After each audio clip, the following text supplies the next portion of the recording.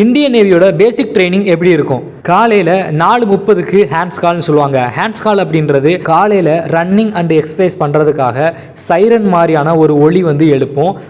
அப்புறம் நம்ம எந்திரிச்சு வேகமாக 10 நிமிஷத்தில் ட்ரெஸ் பண்ணிவிட்டு தாடியை சேவ் பண்ணிவிட்டு நெக்ஸ்ட்டு பாத்ரூம் எல்லாம் முடிச்சுட்டு டேரெக்டாக ஷூவை மாட்டிட்டு நம்ம கிரவுண்டுக்கு போகிற மாதிரி வந்து இருக்கும். காலையில் ஒரு 4:40 இல்லை 4:45க்குள்ளே நம்ம கிரவுண்டுக்கு போகிற மாதிரி இருக்கும்.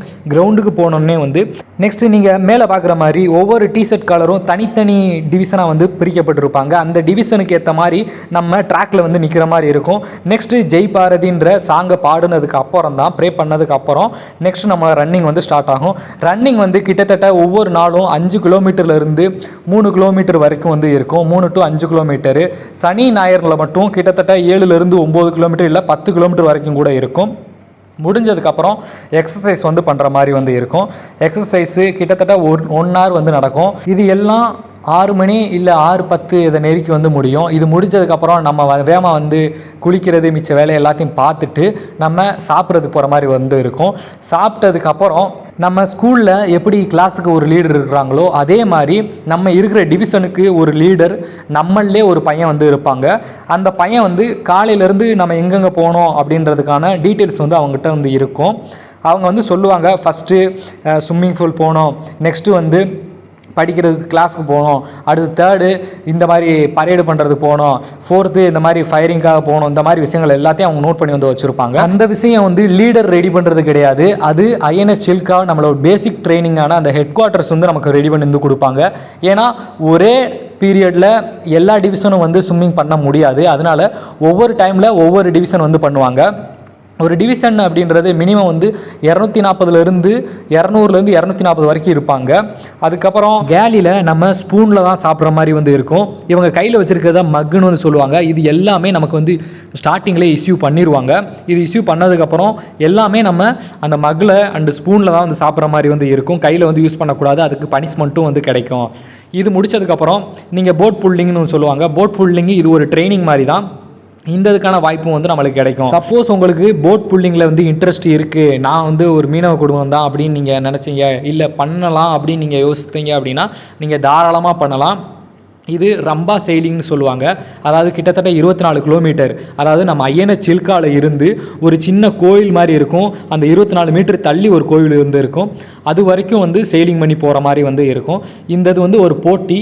மொத்தம் இருக்கிற 10 டிவிஷனையும் போட்டி போடுற மாதிரி இருக்கும். அதில் எந்த டிவிஷன் ஜெயிக்குதோ அந்த டிவிஷனுக்கு வந்து சாம்பியன் பட்டம் வந்து கொடுப்பாங்க. அந்த வருஷத்துக்கான சாம்பியன் அப்படின்ற ஒரு பட்டம் வந்து இருக்கும். நெக்ஸ்ட்டு சில்கா லேக் மவுத் செயிலிங் அப்படின்ற ஒரு காம்படிஷன் வந்து நடக்கும்.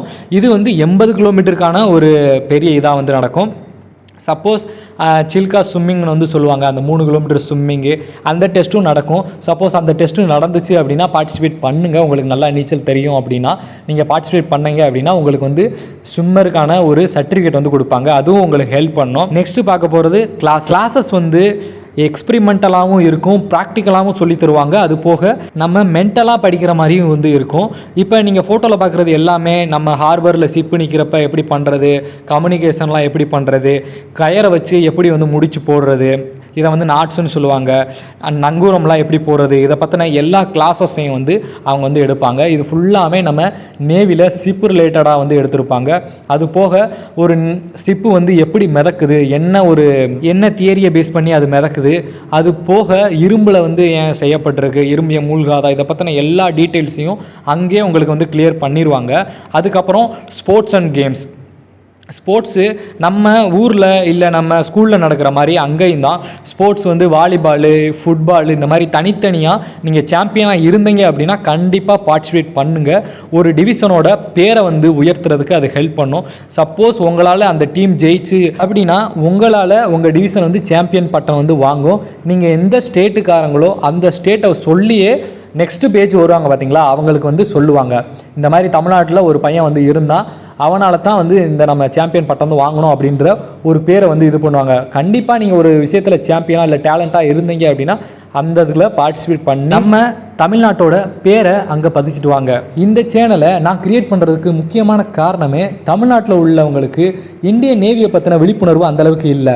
கிட்டத்தட்ட ஒவ்வொரு வருஷமும் 2500 வேகன்சி வருது அப்படின்னா அதில் ஒரு 10லிருந்து 15 பேர் தான் இந்தியன் நேவியில் செலக்ட் ஆகி வர்றாங்க. அதனால் கொஸ்டின் டஃப் அப்படின்லாம் எந்த ஒரு விஷயமே கிடையாது. கிட்டத்தட்ட 2வது நல்ல படிப்பறிவு இருக்கிற ஒரு ஸ்டேட்டாக வந்து தமிழ்நாடு வந்து இருக்குது. ஃபஸ்ட்டு வந்து கேரளா வந்து இருக்குது. விழிப்புணர்வு இல்லாததுனால தான் இந்தியன் நேவியில் தமிழர்களோட எண்ணிக்கை வந்து குறையுது.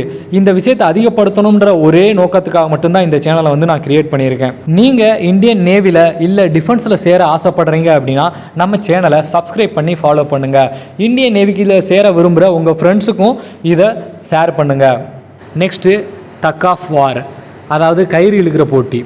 எத்தனை டிவிஷன் இருக்கோ அத்தனை டிவிஷனையும் ஒரு டீமாக பிரித்து மொத்தமாக செமிஃபைனல் ஃபைனல் வரைக்கும் வந்து கொண்டு வந்து வைப்பாங்க. இதில் ஃபைனலாக எந்த டிவிஷன் வருதோ அந்த இதுக்கான சாம்பியன் பட்டம் வந்து கிடைக்கும்.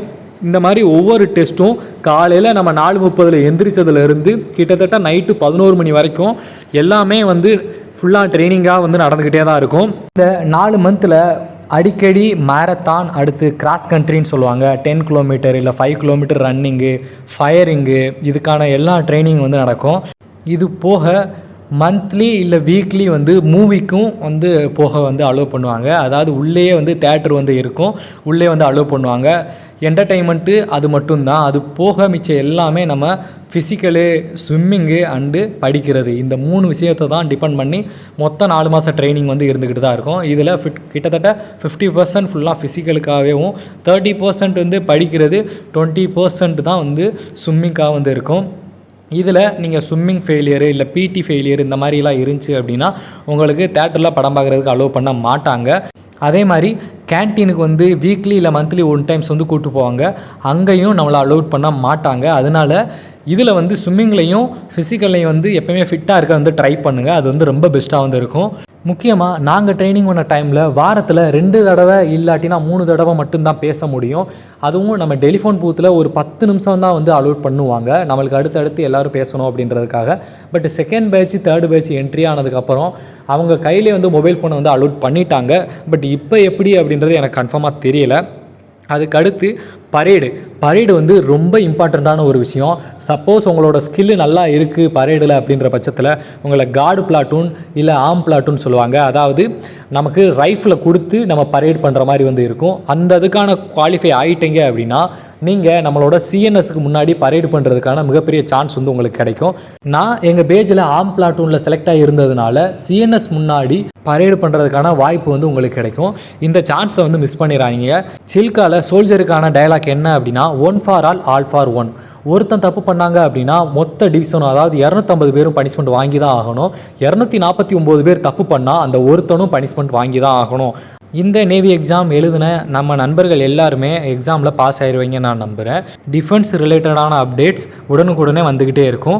மறக்காமல் நம்ம சேனலை சப்ஸ்கிரைப் பண்ணி ஃபாலோ பண்ணிடுங்க, ஃப்ரெண்ட்ஸுக்கும் ஷேர் பண்ணிடுங்க. நன்றி.